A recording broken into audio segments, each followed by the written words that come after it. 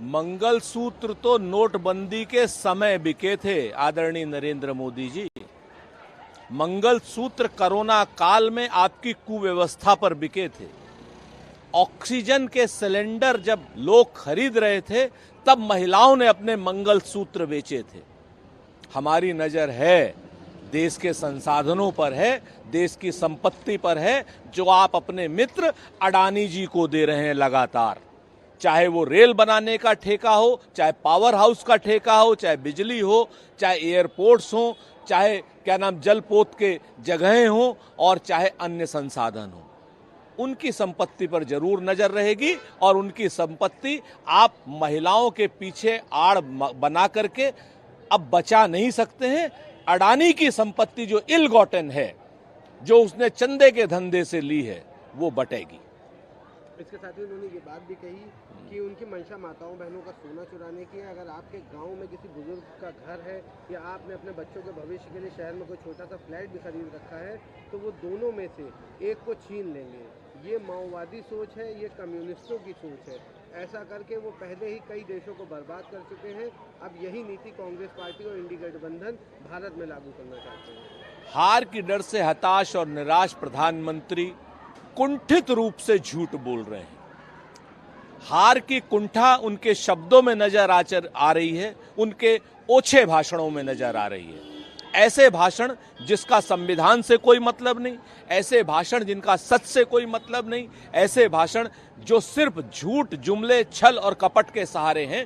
देश की सबसे भ्रष्टाचारी पार्टी आज की डेट में, इलेक्टोरल बॉन्ड के जरिए भ्रष्टाचार करने वाली आज की डेट में, अपने धन को बचाने के लिए जो भारतीय जनता पार्टी ने इल गॉटन रूप से यानी अवैध रूप से कमाया है चंदे के धंधे से, उसको बचाने के लिए इस प्रकार के अनर्गल प्रलाप कर रही है। इसके साथ ही केंद्रीय गृह मंत्री अमित शाह ने ये बात कही कि अभी अभी कांग्रेस पार्टी को मिर्ची लगी है। प्रधानमंत्री नरेंद्र मोदी ने अपने घोषणा पत्र में सभी की संपत्ति का सर्वे करने की बात कही है। पूरी कांग्रेस पार्टी नरेंद्र मोदी पर सवाल उठा रही है। आज मैं कांग्रेस पार्टी को पूछना चाहता हूं कि आपके घोषणा पत्र में सर्वे की बात है या नहीं है।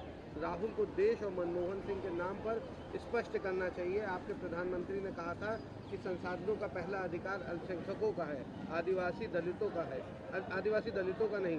मनमोहन सिंह और कांग्रेस पार्टी कहती है कि संसाधनों का पहला अधिकार अल्पसंख्यक का है, और हम कहते हैं संसाधनों का पहला अधिकार देश के गरीब, आदिवासी, दलित और पिछड़े समुदायों का है। मिर्ची तो अमित शाह जी आपको और आपकी पूरी पार्टी को लग रही है, प्रधानमंत्री जी को लग रही है, तभी मुंह से धुआं निकल रहा है आप लोगों के।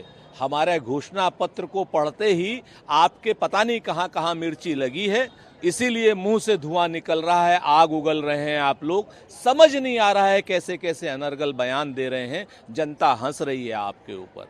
ऐसी अनर्गल बयानबाजी बंद कीजिए और बताइए कि 10 साल में आपने क्या किया। बताइए नोटबंदी में महिलाओं के गहने कैसे बिके।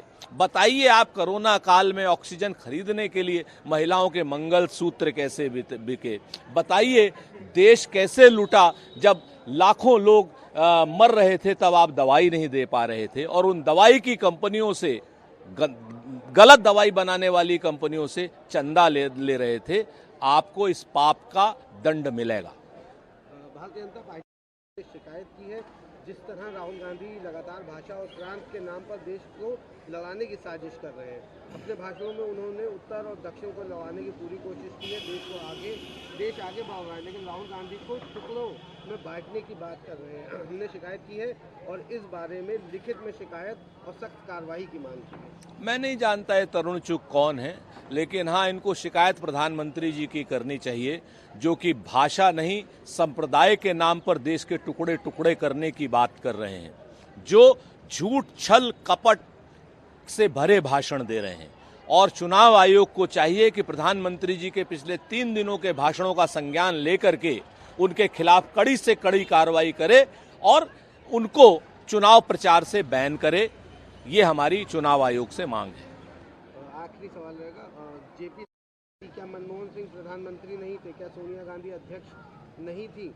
जब आपने कोर्ट में कहा कि श्री राम एक काल्पनिक व्यक्ति हैं, श्री राम का कोई ऐतिहासिक अस्तित्व नहीं है, आपने इसलिए कोर्ट में हलफनामा दिया, आपके सेतु, आपके मुद्दे पर भारतीय जनता पार्टी का रुख कमजोर करने के लिए आपने इस तरह के बयान दिए। राम सेतु बंध को तोड़ने के लिए सबसे पहले 500 करोड़ रुपए भारतीय जनता पार्टी की अटल बिहारी सरकार ने दिए थे। ऐतिहासिक सच है। भारतीय जनता पार्टी को, जेपी नड्डा को, प्रधानमंत्री को, अमित शाह जी को उसके लिए जनता से माफी मांगनी चाहिए। और आज की डेट में फिर से सुप्रीम कोर्ट में जब केस चल रहा है तो भारतीय जनता पार्टी का रुख क्या है राम सेतु के लिए, ये भी जरा जनता को बताएं। जनता को ये भी बताएं कि ये सब आपको चुनाव के समय क्यों याद आता है, जब जनता आपसे अग्निवीर पर सवाल करती है, जब आपसे जनता बेरोजगारी पर सवाल करती है, तब आप राम सेतु या प्रभु श्री राम के पीछे क्यों छुप जाते हैं। प्रभु श्री राम को आप वोटों के लिए लाएंगे तो पाप के भागी होंगे, श्राप के भागी होंगे और नरक के भागी होंगे और जनता आपसे विमुख होगी।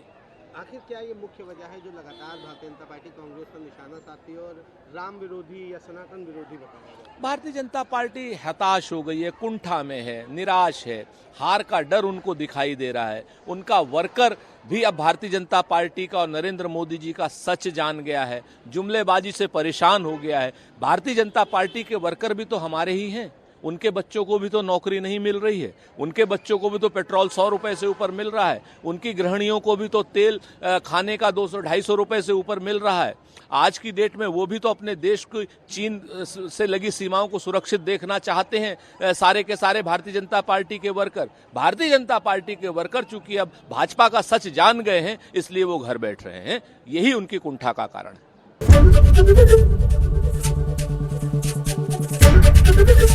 एबीपी गंगा, खबर आपकी, जुबान आपकी।